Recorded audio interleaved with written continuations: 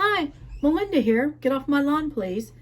Today, we're going to read just one chapter in this book. Stay tuned.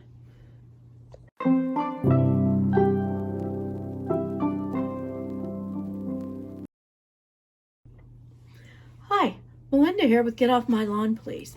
Mike has granted me permission to read the first chapter and the first chapter only in the rest of his current books. We're still working on the third, even though the fourth one is out. He wrote the fourth one first, victim. And then people were asking him why. So he decided to fill in the story.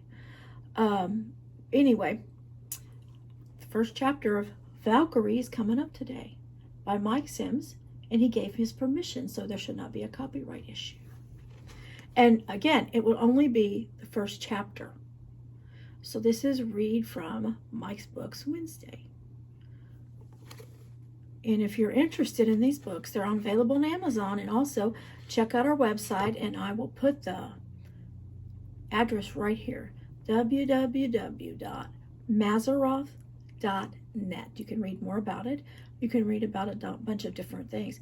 And remember, if you read Mike's books and you have a question, comment, and I'll get him to answer you. He will. He responds to his fans. Like I, appreciate each and every one of you.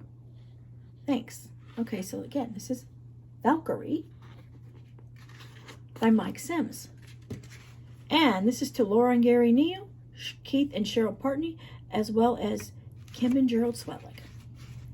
And acknowledgments. Thank you, Nicole Andani, for your wisdom and support in making this book and its series a reality. First chapter is called Progress. Vicky sits in her office staring out the window thinking, my life has been a recipe for disaster, but yet I hunger for it. She sits at her desk and picks up the Lazarus game paper. Staring at the Valkyrie symbol on it, she thinks, why would people play games with other people? Seems my whole life people have tried to play games with me. It seems that games are the nature of people. Maybe not the nature, but boredom that rules their sense of being decent. Look at how much we sell because of boredom. An entire industry of marketing exists to keep people occupied, like boredom was some kind of mental disease to be fought. Our industry spends more on advertising and marketing than we do on fighting cancer. It is the way of the world, so be it. She drops the game paper and begins to thumb through statistics on her computer. After a while, Vicky rubs her eyes and stands to look out the window some more. John Taylor, the marketing director, walks in. Has anything moved out there? Vicky turns around and smiles. I'm keeping an eye on it. Here are the results of the Spinner campaign. Great. More things to read. John frowns with half a smile. My mom asked about you the other day. She feel like berating someone? John laughs. No, she wanted to know how you were. And how am I? You are doing just fine. I'm glad to hear that about me. Can I ask you a question? You just did, sure. You don't date much, do you? Why, John?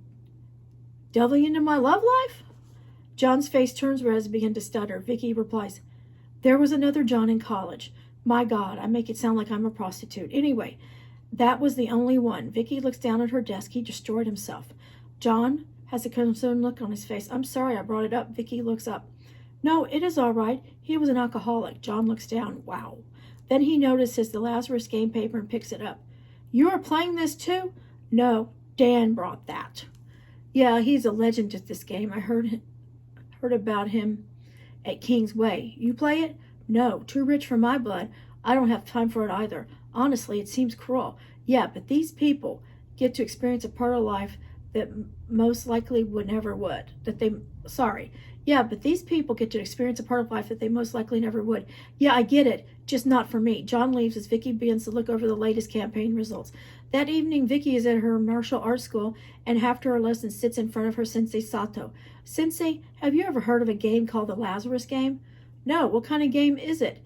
It's a game executives play by taking very poor people and trying to make successful people out of them. The first one to achieve it wins. Sato stares without comment. It may seem cruel, but it will allow these people to see a part of life they never would. Sato continues to be motionless as Vicky stares around and says, it might even change their life for good. Vicky sits and quietly waits for Sato to reply, and eventually he says, "Are you trying to convince me of the game's merit for yourself? Are you trying to convince me of the game's merit or yourself? I'm not sure. How can this make anyone successful if they were not gifted to be what this game wants them to be? Success is not a matter of money or position, but whether you have achieved what you want to do. Making another achieve another's definition of success for the amusement of that group is a form of slavery. You don't think these people would benefit from having their horizons expanded? You can see all horizons, but you must live in one. I understand, but how is it slavery? These people chose to play the game and take a chance on being called successful. It is not the poor that are the slaves, but the executives. They are the one being played. Vicky looks confused. I don't understand. Things are never simple in the designs of men, but in nature, complexity is hidden in its simplicity.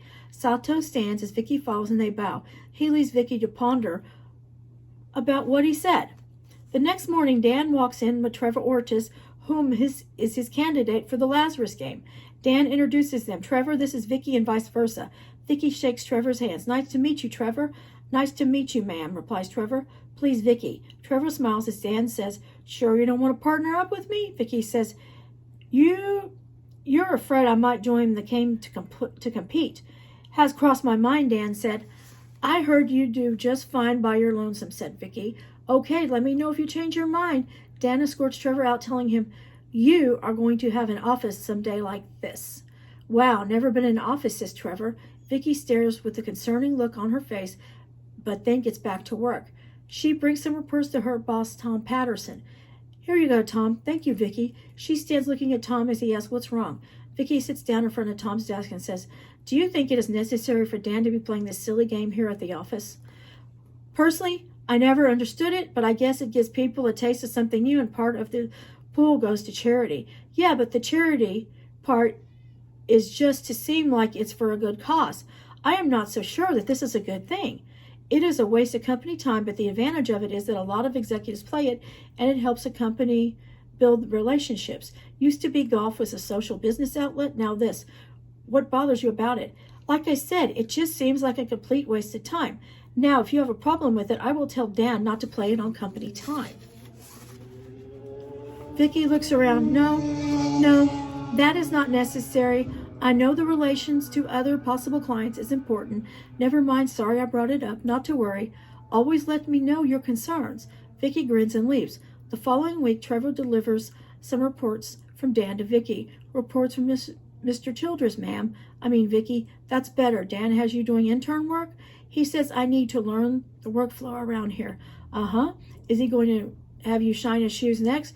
Trevor looks at her with a confused look. Never mind. Good luck on your venture. Trevor leaves to do more of Dan's task. Vicky is going on a 2-week vacation, her first since she has worked there. She just needs to tidy up things while she embarks on her cruise. Okay, that's the first chapter. I hope it intrigued you. Some interesting things happen in this book by Mike Sims, Valkyrie. Please spread love and kindness wherever you go. Have a great day. Thanks a lot. Appreciate each and every one of you. Bye-bye.